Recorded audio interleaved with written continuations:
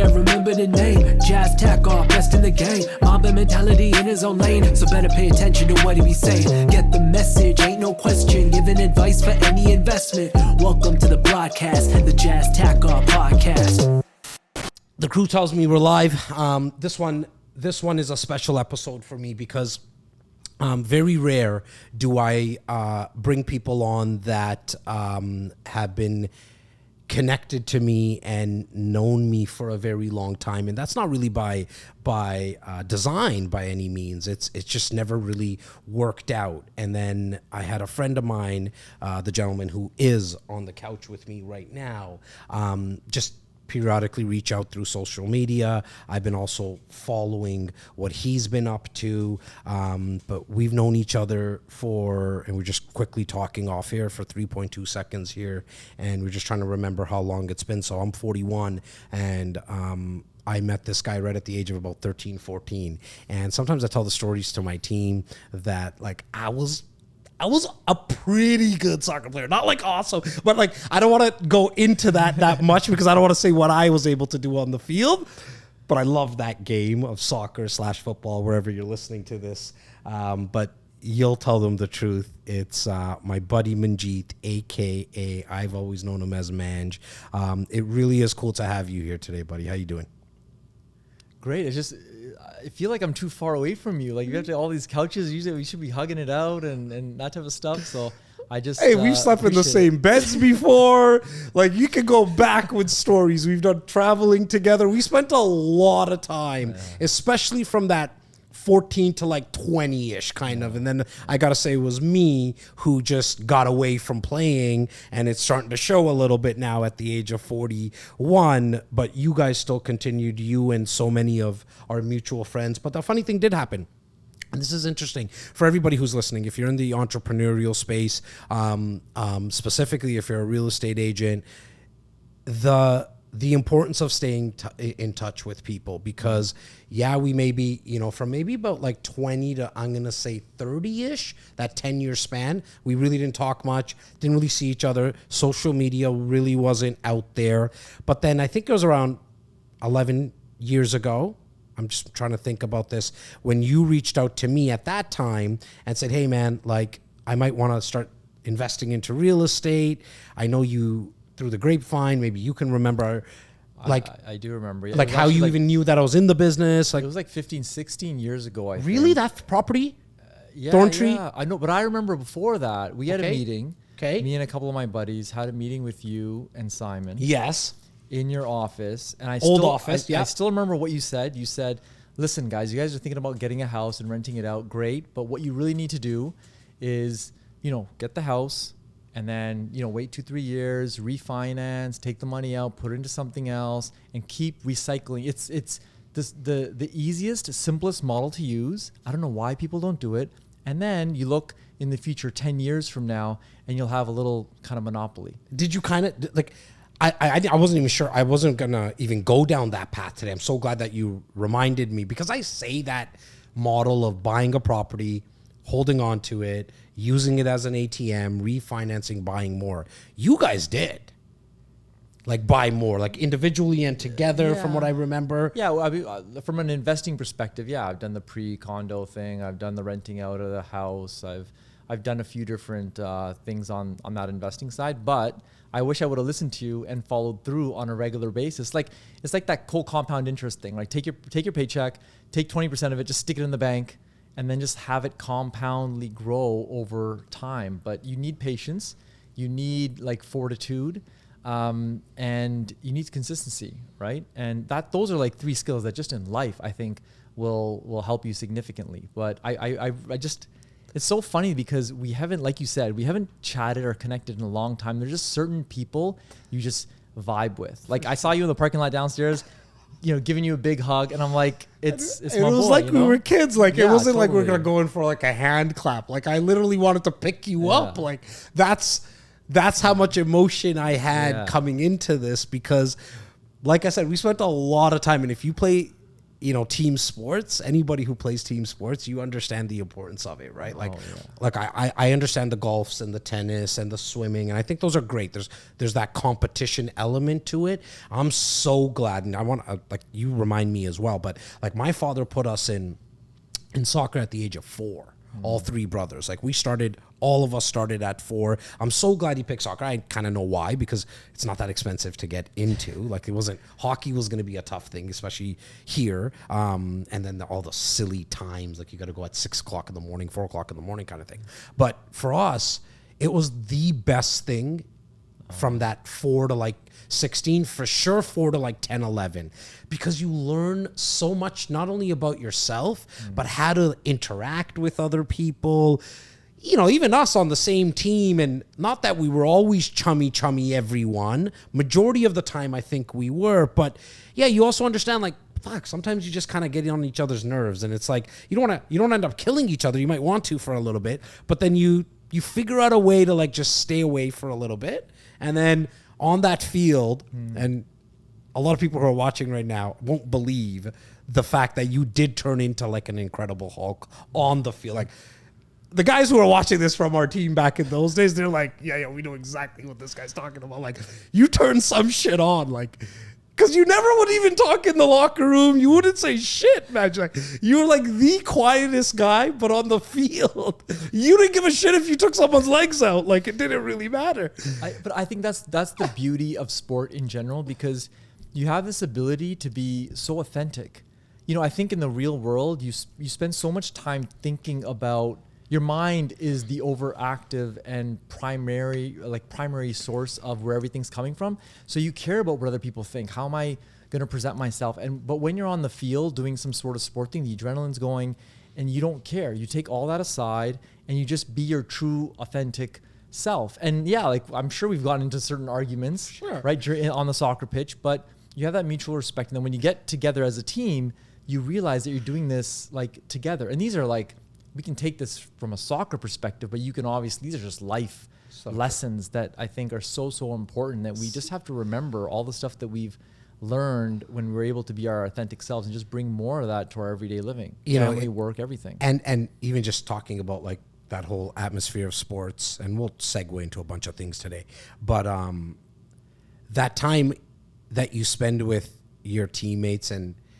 off the field, not only even in the locker room, like, that's the shit. Like, what I was just thinking about was, remember we used to practice at Dixie and Dairy, like that like our practice area. But then there was always that bar there. Yeah. And we were young, but like all our coaches used to drink, and we were 14, 15 years old.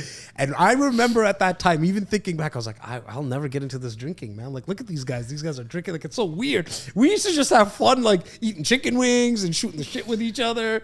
But the stuff that we also learned from coaches, like you think about the Shindys of the world and the Junkies of the, like, all those guys, you know what I mean? Like, that shit's important, man, for younger people, And so I think if you're a parent or an aunt or an uncle or a guardian of some sense, you really need to, in my opinion, push this generation of that, 4 to 10-ish, 4 to 12 into some type of team sport, because I really, really think if you look at people, and this is not a knock on anybody, but if you look at a group of kids that were playing team sports and ones that weren't, you can tell, like, the ones that were, most of the time, not all the time, they're a little bit more like comfortable in group settings. They're a little bit more comfortable with asking for stuff. Would you agree? Do you see that, man? Like, I mean, you're a parent, and you like, what's your thoughts on that? Yeah, absolutely. I think it's super important. And I mean, that competitiveness, like, I have this conversation with my wife about, I'm super competitive, and that's a really good thing, because it makes you thirsty. But it can also, too much of anything, right, is not like a good thing. So you need to have a little bit of that competitive edge, but having that competitive edge in a team sport, I think, provides you with a little bit of that balance, right? But I think competition is so important, especially to learn at I don't know when this whole thing started with like these participation ribbons and this type of stuff. Like, I think, fucking hate it. Yeah. Like, I got 2 boys, 9 and 7. I should say 10 now. He just turned 10 a couple of days ago, and they come home sometimes with the participation, and I'm like, look, I'm very proud of you for the fact that you showed up at practice. I'm proud of you because you showed up at games, you did your best. But like, we're not going to just keep these around. Like, you can keep it for the day, keep it for a couple of days. And this might like open up a massive can of worms with people. And that's okay. It's just my thought process, because I'm very proud of them for putting themselves through the discipline of showing up to the practice and showing up to the games.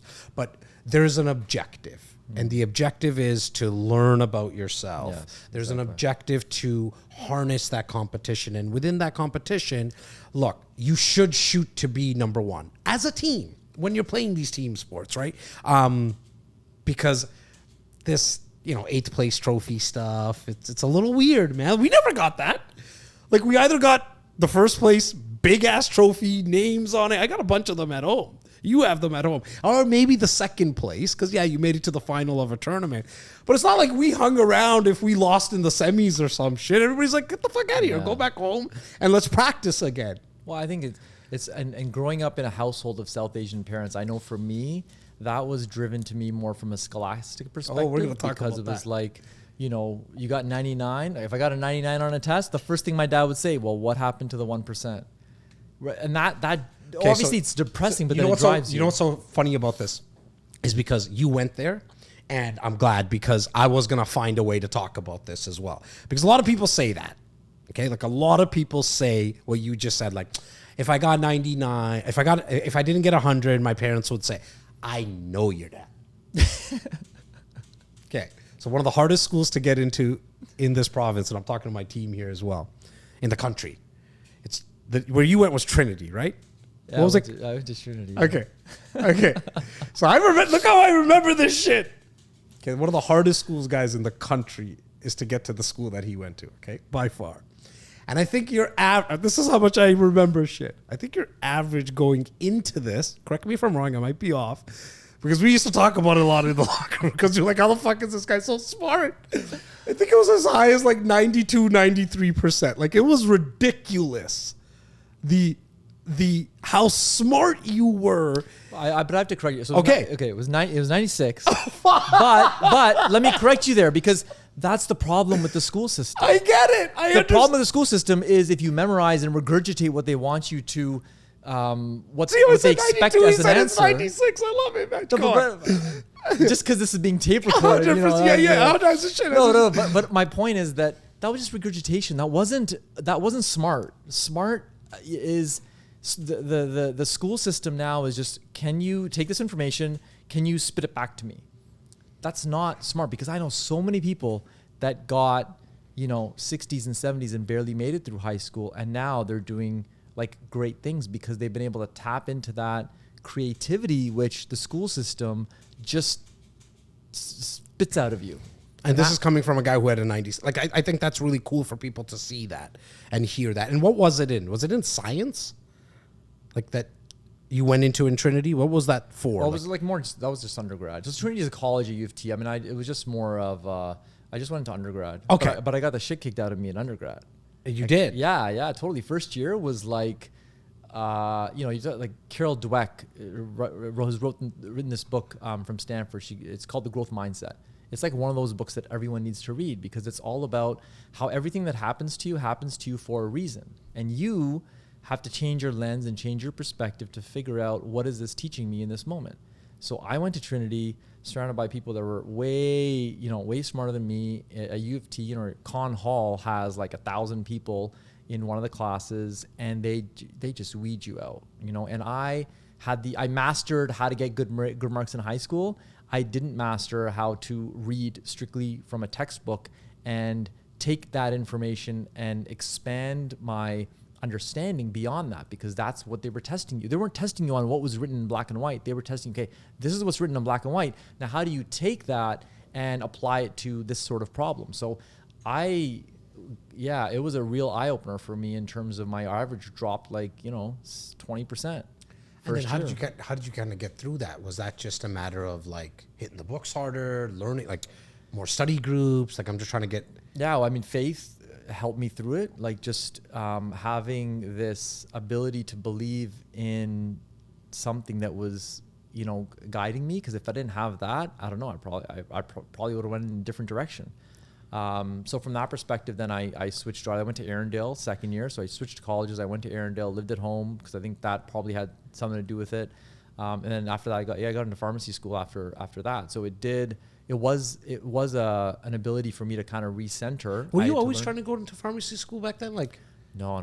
What did that happen? Like, what was Dad pushing though at home? That was, I kind of wanted to do dentistry, but I think I wanted to do dentistry for the materialistic perspective of the notoriety, the respect, the money that kind of went along with it. I mean, you're still young at that age, right? 100%. You're like 19, 20 years old. But originally it was actually Doctor, lawyer, engineer. Yeah, like, was that kind of pushed at home as well? It was Indian household. It was get an education because my dad kind of was a plant manager at a factory, and he made me work in the factory when I was 14, 15, like 100-degree like heat, really uncomfortable. And he's like, well, if you don't, really work hard in school, then this is something that you could be doing for the rest of your life. Right. So that was kind of that motivation thing. So he wasn't really tied to any one particular profession. He just wanted me to do your best, and the rest will take care of itself. But you always have to ask your question, did I do my best? And when you ask yourself that internal question, the answer you always get is no, I could be trying harder. It's so true. Right? So true. Now, you go into pharmacy and how does the whole Shoppers Drug Mart thing happen for you? Like, is that just networking? Is that they come to you? How did that all kind of come about? When I graduated pharmacy, the outlook on the job market was pretty different than what it is now. We had every single person in our class had 9 job offers. We could pretty much choose where we wanted to work. What year were we in now? There was a shortage. 2003. 3. Okay, sorry. Go. 2003. Yeah. So all these opportunities are there, and then it's really just kind of looking at other people. And Kenny, as you know, was kind of a mentor to a lot of us. I love Kenny. Love him. So I interned with him, and then after about a year, there was an opportunity to kind of take on a store. So I did that, and then I was in Woodbridge for a bit. Then I moved over to Bloor West, and I was there up until October of last year.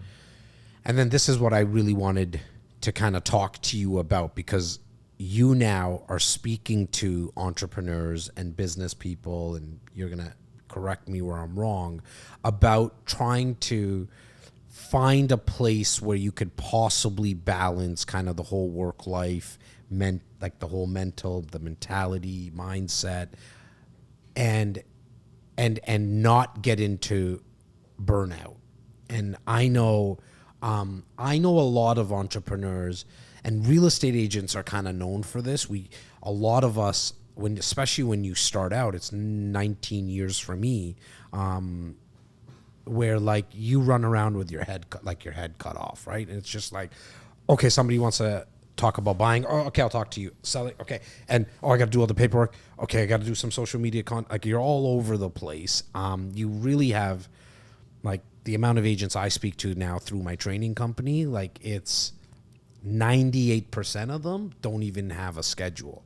We start our onboarding and our accountability process with them about asking, like, so how does your day start? Are you somebody who just like, okay, I'm going to open up my computer and see what happens? Or is there some type of schedule that you try to stick with? Man, 98% of them, brother, no schedule. Like, no idea. I don't know when I'm prospecting. I think I'm prospecting all the time. And it's exactly what I explained, right? Like, a top producer, for sure, is all over the place. And some of them have some type of schedule, but a lot of them run into burnout. I personally don't feel burned out really ever. And you're going to tell me, like, dude, you're fucking 41. Watch when you're 62. And let's get into that, and we'll have a healthy debate back and forth. And I think that's good, because then the viewers and listeners really can get both sides and then make their own kind of quality informed decision on what's happening in their life. But it gives me juice. Like this. And then whatever I have in my calendar next, it consistently gives me kind of energy. Like, I feed off of it. I did a 5-hour marathon this past weekend for my clients about investing into real estate nonstop. 2 years ago, I went for 12 hours just to prove it to myself. Like, can I go because, you know, I'm a little tired of sometimes going on stage talks and they're like, okay, you can only do 45 minutes. Every single time I go over. My team's like, how do you even get away with going over? They have a time slot. I'm like, I address it at the start. Guys, I'm going to go over. You might want to figure it out with the next speaker. Like, because I'm going to rile people up and we're going to go into Q&A and all that. So I went 12 hours nonstop. And this past one, it was really funny because that 12-hour one, I did shut down after like the whole day, the next day. I don't want to talk to anybody, whatever. But this one was funny because everybody who my team got on the phone with, we always ask the same question. Like, what did you think about the event? Can you give us some feedback? Yada, yada. And they're like, dude, what is Jas on? Like, is it all coffee? Is it cocaine? Is it crack? Like, what is he on that he just keeps going? And I always give them the same answer. I'm like, look, as long as I know somebody's watching or listening, I feed off of that shit. So the burnout doesn't really get to me. Now I have some hacks and some escapism is the word I was looking for, right? Like right now at the time of this recording, we're in football season. So Sunday, 3 hours, Monday night, whenever the Cowboys are playing, I'm kind of the worst version of myself. Yeah. Like that's when it's like, you know, I want to break the TV, especially last Sunday. And I completely check out. When I'm with my boys, I completely check out. Like, cause they're 10 and 7. Like, you know what I mean? They don't give a shit about any of this stuff. Right. Yeah. So when did I take it, and again, correct me if I'm wrong, because you were doing the pharmacy stuff and the Shoppers Drug Mart, owning them, running around, doing everything. Because my understanding is that most Shoppers Drug Marts are owned by the pharmacist. Correct. Yeah, they have to be. Yeah. They have to be. I never knew that, and I don't think anybody really did. Like, that's kind of cool that that's how it works. And so that's weird in itself, though. Like you're a pharmacist. You have all that shit to worry about, but yet you have to worry about everything in the front end about the chocolate being stolen. I'm sure things like that happen, right? Yeah. Yeah. And I'm sure majority of the time it's the internal theft, not the external theft. So you have all this. When did that burnout? Did you feel it? Yeah. So let's talk about burnout first. Okay. So the way that we kind of define burnout is kind of 3 pillars, right? So the first pillar is like physical exhaustion, to the point where you come home and you don't feel like doing anything. You just feel like plopping on the couch and just watching Netflix. You find it hard to get up in the morning. Like you got to peel yourself out of bed. That's the physical exhaustion piece. So there's 3 components. You kind of need to have all 3 physical components to really say that you're burnt out. The second component is like a mental drain, where you're kind of disconnecting from work, right? You're being a little bit more short with people. You're not as patient. And then that kind of translates into cynicism. Cynicism is kind of like where you start almost becoming like a pessimist from that perspective. So you disconnect from work. It's not really thriving. You're not really feeling that passion and feeling that drive. And then the third part is like inefficacy. So you actually start making errors. You actually start making mistakes. And when you have all 3 of those, then that's kind of how the World Health Organization, the WHO, kind of defines burnout. So you can have one component to that, right? You can have 2, but if you get all 3, then that's kind of where they classify as you being burnt out. So kind of talking about you, like you're obviously doing what you're passionate about, right? You don't have that mental cynicism, right?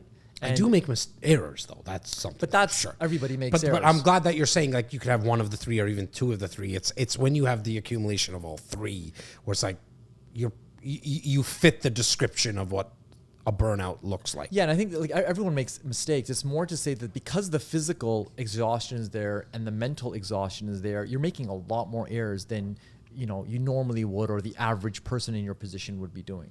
So that's kind of how you define burnout. I think for me and so many of my colleagues and the people that were working for me and with me, the pandemic like did that, right? Because here we went from doing what we normally did, which was like counseling patients and, filling scripts and educating and that type of thing, to the whole COVID vaccine thing. And then, vaccines, and we had like lineups of people waiting 3 hours to get a COVID vaccine when it first came out. And at the store? At the store. Okay. Yeah. And the public, just the expectations that they had on us. And here we were, where we had our resources, we were doing what we could. Now you throw another 100% of work on top of us, the team's still the same. We're not getting extra resources, we're not getting extra people. And then if anything, people are dropping off because they're like, this is too much stress for me. I can't deal with this. So your good people start leaving you. So now you're dealing with extra workload. You have less resources than what you had before. And then expectations get more and more because you do a good job, because you find it deep within yourself to understand that you're a part of the healthcare system and you need to kind of step up to the plate to help everyone be safer. But then there comes a point where that physical, that mental exhaustion kind of comes into play, where you get to a point where like, okay, this is like a lot for me to handle. Did you start showing all three then? Yeah. Like, was there a moment that you can kind of remember, and maybe not, but I'm just wondering, like, it was because I can imagine you being short, like you as Manj, knowing you, not off the field, and I'm really like, and we were joking about it earlier, I almost feel like that Manj would come out, like, because you used to get short on the field, like mentally, you know what I mean? Like you would make tackles and shit that you probably shouldn't have made, and not that you were trying to hurt anyone, but you were making those mistakes, right? And so I could see that, where I would have a hard, and I could see maybe you being, again, maybe short or wanting to be short with some of the team members. The physical thing, I almost feel like you would get over quickly, because I've also on the flip side seen you play 5 games in a day. Yeah, I know we're older, but so was there a moment that you're like, shit, man, that fucking day on September 2021, like that happened? Like, you know what I mean? Yeah, no, it was a continuum, but I think it got to a point where I started doing a lot of internal reflection, right? So when the thing is happening where you're spending a lot of your time, and then you start internally reflecting, like, am I really happy in terms of doing this? And then when you internally reflect, you start doing some exercises where you start looking at where your core values are. Like, what are my core values as an individual, as a person, as a dad, as a husband, as all these types of things? And is that in line with where I'm spending 40, 50 hours a week? And when there was a disconnect there, then I kind of said, I need to maybe consider like doing something else. I just don't feel alive in what I'm doing, which is the exact it's the exact opposite of how you do what you do, right? So when that kind of came into play, then I was like, okay, listen, this isn't really jiving. And then I was the whole getting short with people, I think I internalized it. So I realized that my attention span was not as great as it was. My patience was lacking. And that led to an internal thing. Because I think a lot of these things, you internalize it before it becomes external, right? So, and then I just kind of got to a point where we're thinking about everything. And I talked to people that had kids, and especially the kids that were teenagers, and they'd say, listen, man, it's like, you have 2 young kids. This time is never going to come back. And I have teenagers, and let me tell you that when they're teenagers, sometimes they don't even want to talk to you. And are yours teenagers now, though? No. How old are you? 1.5 and 3.5. Oh, okay. So yours are so they're very young. But I took that as an opportunity to be like, yeah, this time is never going to come back. So, there's this disconnect that I have with what I'm doing at work, and there might be an opportunity for me to take a break. What am I going to do? No clue. I still don't really have that figured out. It's a journey. And that's why it's so important. Like, I wanted to, when we were talking maybe, I don't know, a couple of months ago, just to kind of somewhat set this up. And I even said, let's not talk about what we're going to talk about, because it's just better when it just flows like this. And you mentioned that to me, because I said to you, like, so what are you up to now? You're like, I'm up to a little bit here and a little bit here, and we'll talk about that now. But it's kind of cool where you are in your journey, because I think there's so many people either that want to leave their place that they're at now, or they've already left. And I actually feel, you're laughing and you're smiling, and when I saw you, you've been laughing every single time I've spoken to you. I see how positive you are on specifically LinkedIn, and I think that's your play, by the way. Like, that's kind of where you spend majority of your time from a social media perspective, or content perspective, that you're happier, at least, than you probably were in that moment when you were trying to leave. And I think that's what the use of, this podcast is, which is like, look, I do think I'm very blessed. I count my blessings every day. And that's what I think keeps me going. It's easy for me because I can quickly tap into the fact that, my kids are healthy and all that stuff to the extreme. But like, I'm like, shit, man, I'm happy. Like, fuck. There's probably a majority of people who are not, or I do feel grateful for the fact that I kind of know what I want to do right now. Like I'm, and where some people are in your boat, and it doesn't need to look like where you have to keep your curtains closed in the bedroom and not get out of bed. Like if you keep moving, and the emotion is derived from the word motion. And so just getting up and doing something, moving, you don't know who you're going to meet that day, who you're going to connect with. And so it's really cool. And that's why I think the juice of our conversation today, I hope that's what people get, right? Which is like you went to school for pharmacy for how long? It was 2 years undergrad and then 4 years of pharmacy. So 6 years. Yeah. And then how long did you wear US shoppers for? 18. 18. So we're at 24 years. Yeah.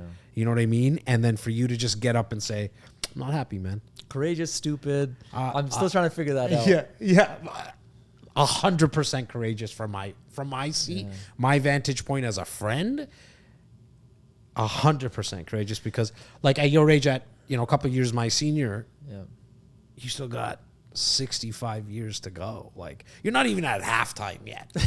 You know what I mean? And we know what can happen. You could be down 3-0 in a game in the first half, but you can come out of that second half and you still got another 45 minutes to play and some extra time, and you can really change it. So it's really cool, man, that I think it's super courageous. So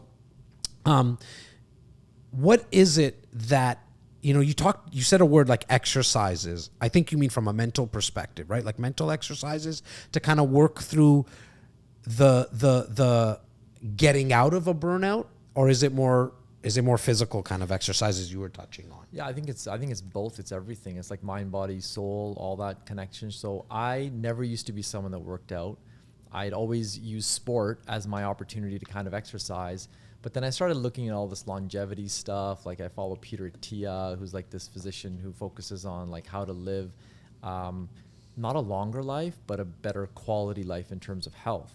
And the evidence is like so significant in terms of the exercise, the benefit that exercise can actually play. So I started going to the gym, and I'm like, wow, I used to laugh at the guys that went to the gym. I'm like, these are the guys that didn't know how to play sports or weren't good, so then they went to the gym instead.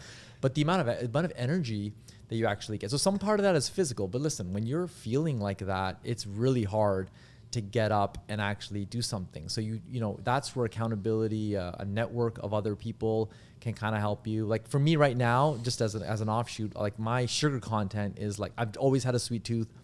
Growing up, like a desserts and stuff like that. Yeah. Okay. So that's always been a challenge for me. So I have a couple of friends, and we have like an accountability group, and we put $100 in a week, and whoever falters on what their goal is, they forego that money. So we have like a running total, and it actually brought me back to. And the reason why I got this idea was this guy who wrote this book. I can't remember his name, but the book is called, I think, Indistractable, and he wanted to start working out. So what he said, he really had this affinity towards money.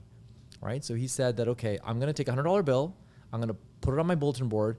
And if there's a day that goes by where I don't exercise, I'm going to burn it.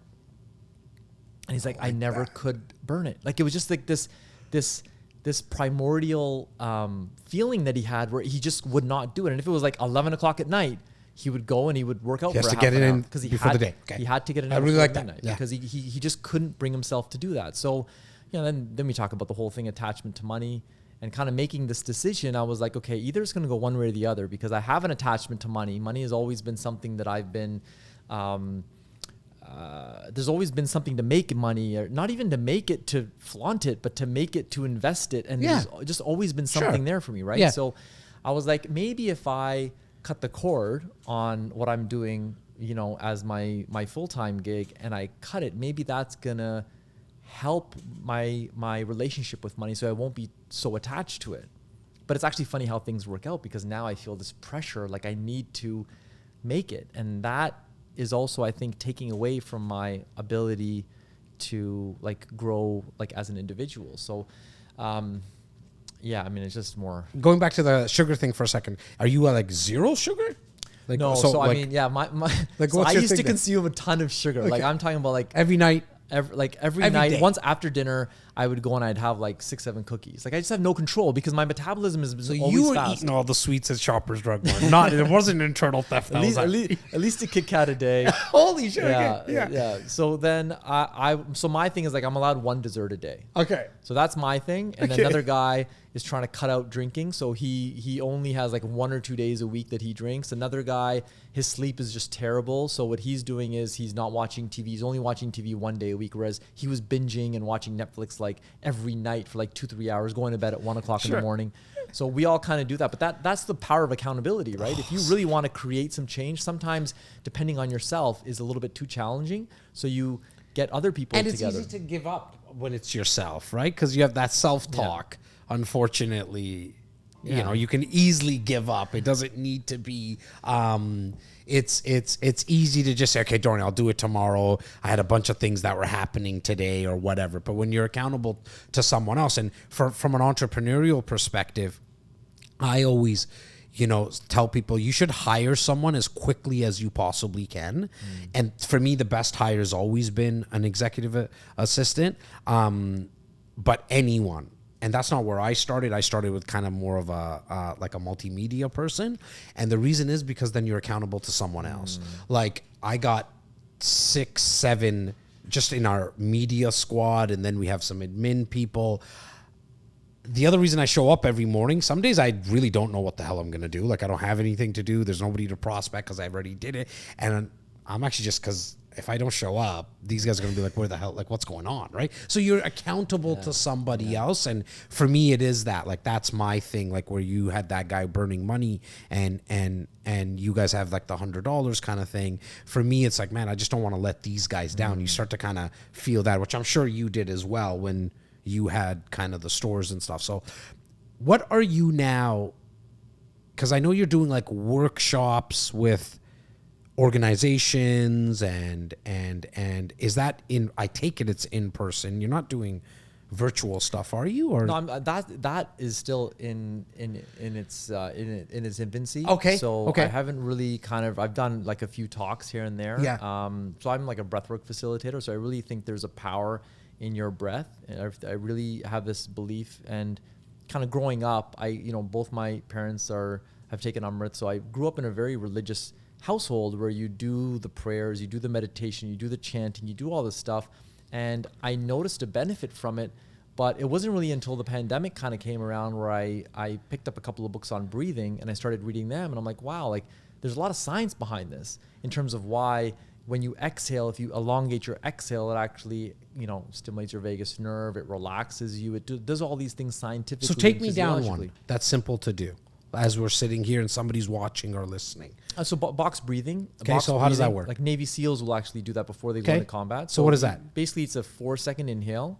You always inhale through your nose because that warms the air, it purifies it, and you always try to do a belly breath. So when you're breathing through your belly button is going away from your spine. Just remember those two things. Then you take a deep breath in for 4 seconds, and you hold your breath for 4 seconds.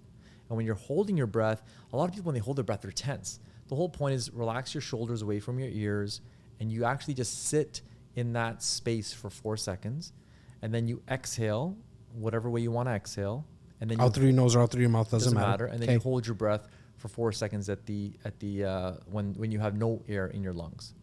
Okay. So it's like 4 inhale, 4 hold, 4 exhale, 4 hold, and you do 10 to 12 cycles of that. And what that does to your physiology is it helps to relax you, bring down your heart rate, put you in the present moment, kind of stop your mind from going, and it actually helps to increase your focus as well. So it's a great thing to do after you've been maybe flustered. Maybe you've had like a spout with a client or a spout with another agent, and you need to regulate yourself. It regulates your nervous system, because when you're in a fight or flight state, the choices that you have available to you are like kill the guy, yell at the guy, walk away.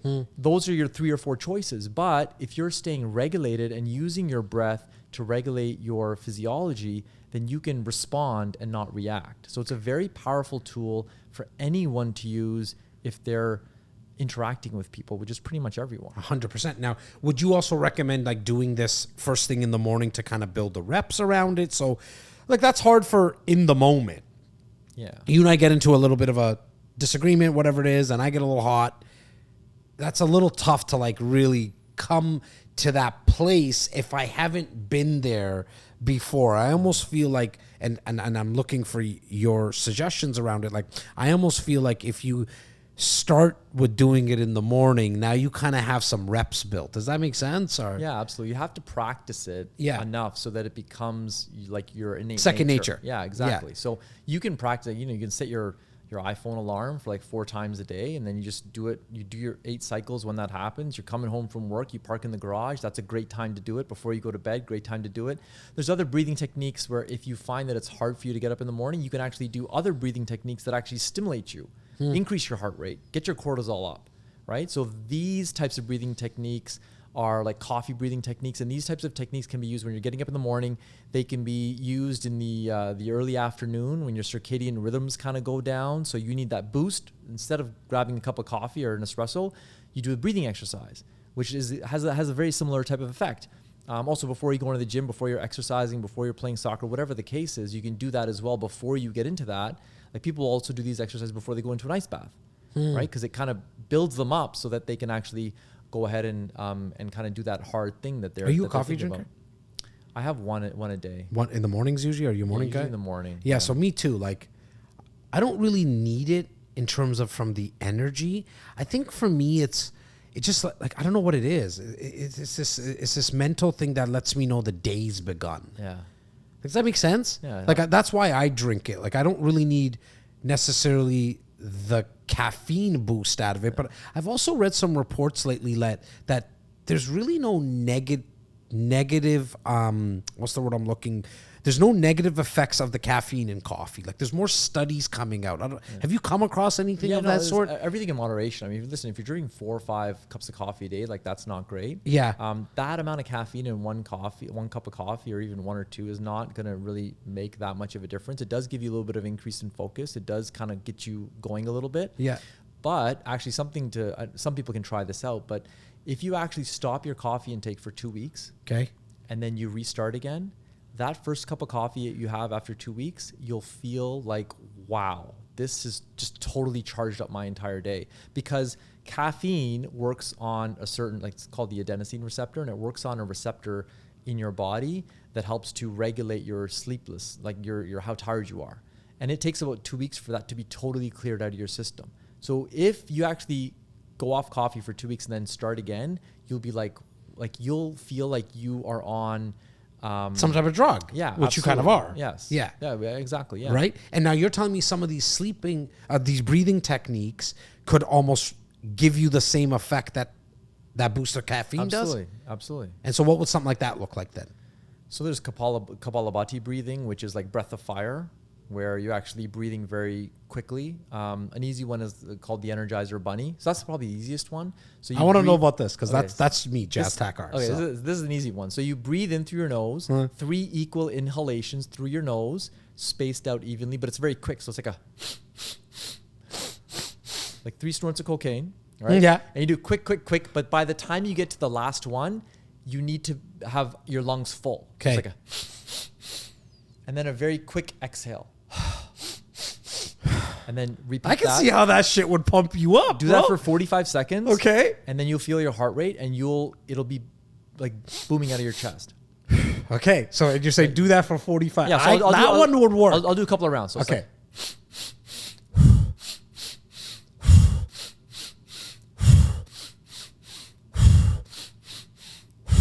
you do that for 45 to 60 seconds. I did 3 rounds. It's almost like that I chanting to it. Like you do want to, like you're getting the energy. Continue. Sorry.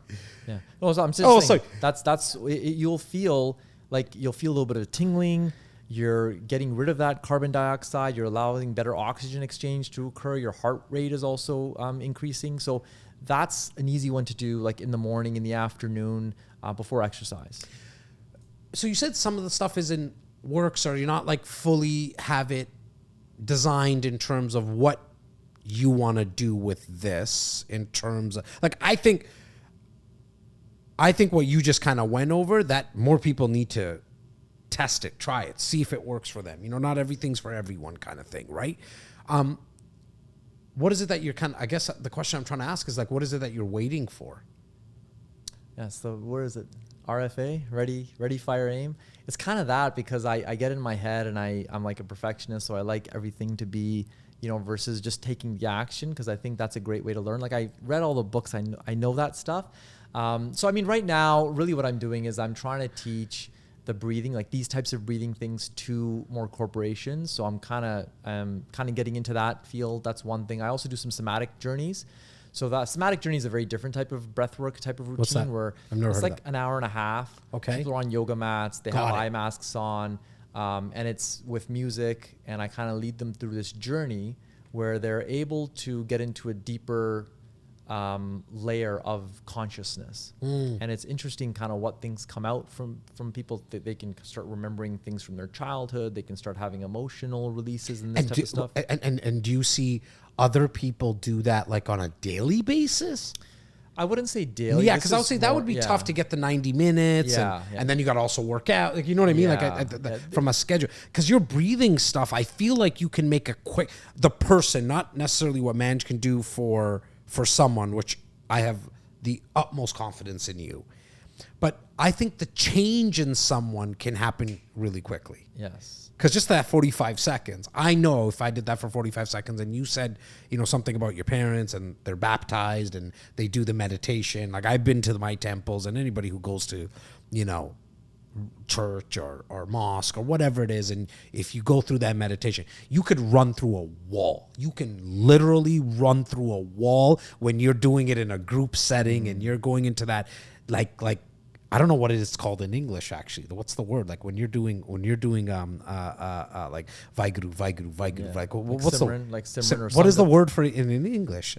In Punjabi, it's Simran. I would just say like mantra chanting. It's I guess you could okay. say it, yeah. So I don't know how many people have done that, but I've done that before, and I don't think I got, like, the energy is crazy. Yeah. This 45 seconds that you're talking about, I think people can really, again, this doesn't take a lot of time. The corporate world, I'm sure you come across people who are completely burned out. Like, do you see that a lot as well? Like, how out of 100 people that you might see in some type of corporation, would you say like 50% of them are burnt out, 10%? I'm swaying towards 50 to 60%, 70%. Yeah, I'd probably say it depends on really what they're doing. But if they have kind of people reporting into them, the workforce has been so depleted. It's so hard to find people now that's caused another layer of stress. So I definitely think it's big. So the other thing that I'm kind of doing is I'm running retreats for burnt out people. How does that look? So we've done like 3 of them now. So I'm planning another one. But right now, really what it looks like is some qigong, some movement exercise, maybe some yoga. We had like a walking through a labyrinth, which is like a mindful walk in silence for like 45 minutes. Then we have someone kind of doing like a talk on burnout, like, what are your core values? How can you better manage stress? Like that type of thing, more of a didactic type of lecture. And then we have like a sound healing, or it's just something where people can kind of lie down and relax and just feel, like positive vibrations and that type of stuff. So just more exposing people to this type of stuff. But to get back to your question, I think there are a lot of people are burnt out, but they really don't know like what they need to do to get out of that, right? And I know for the last event that I had, for instance, I had a lot of people cancel 72 hours before for all like different reasons, right? But I think that's where it's like an analogy that I kind of use is, say if you had a meeting with your CEO or your VP, when that goes in your calendar, you ain't moving that. Like, it needs to be a family emergency for you to move that.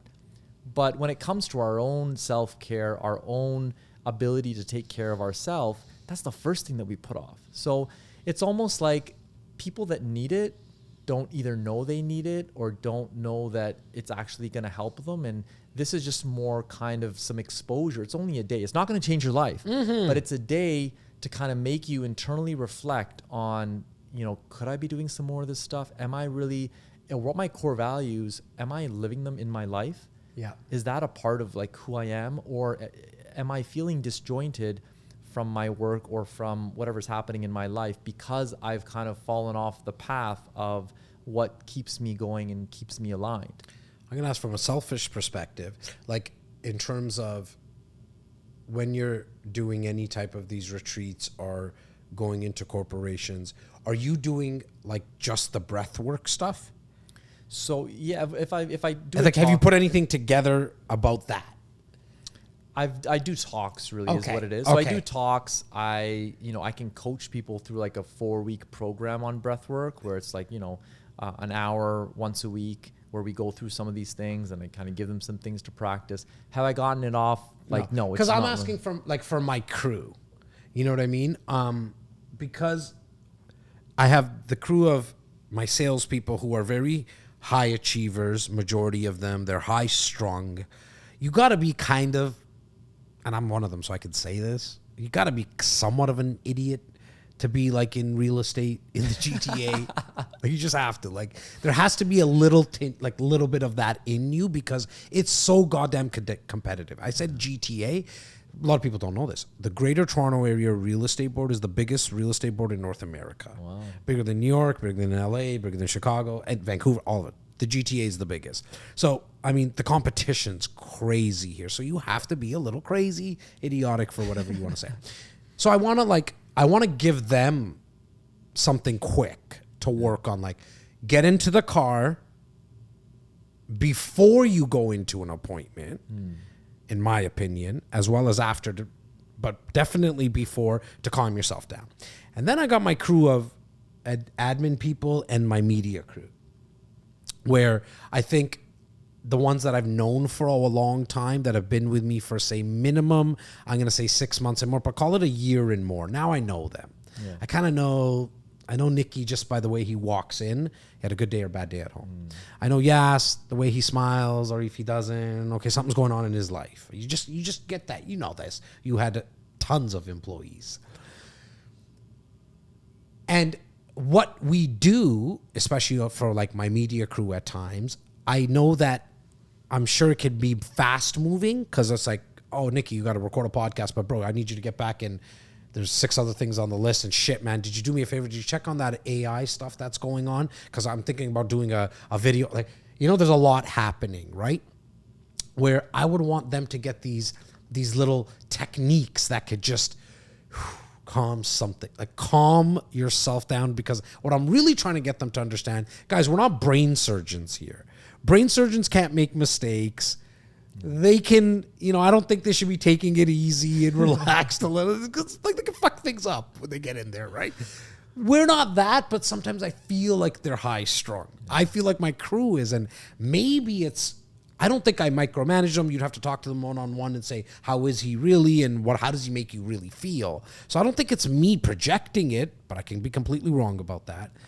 And so that's what I would want. Like, when I said from a selfish perspective, I would love for you to come in, bro, and like, hey guys, okay, we're going to take an hour and we're going to practice 7 of these, I'm making it up, 7 of these breathing techniques, and try this on a Monday, do this on that kind of template, which I think could do really well for so many more in the industry that I'm in. Like, was that even doable, Manj? Like, can you put something like that together? Yeah, I think I haven't really figured out like what the workings are. I just, in my heart of hearts, I feel that there's some power to this, and I think there's a need.